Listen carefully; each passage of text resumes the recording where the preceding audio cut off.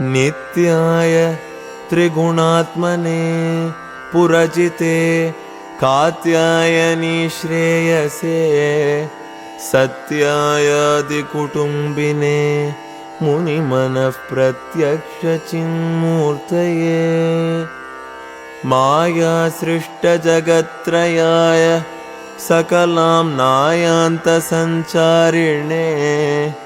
सायन्ताण्डवसम्भ्रमाय जटिने सेयं नतिशम्भवे नित्याय त्रिगुणात्मने पुरजिते कात्यायनी श्रेयसे सत्यायादिकुटुम्बिने मुनिमनः प्रत्यक्षचिन्मूर्तये मायासृष्टजगत्त्रयाय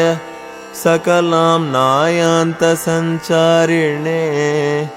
सायन्ताण्डवसम्भ्रमाय जटिने सेयं नतिशम्भवे नित्याय त्रिगुणात्मने पुरजिते कात्यायनी श्रेयसे सत्यायादिकुटुम्बिने मुनिमनः प्रत्यक्षचिन्मूर्तये मायासृष्टजगत्त्रयाय सकलाम्नायान्तसञ्चारिणे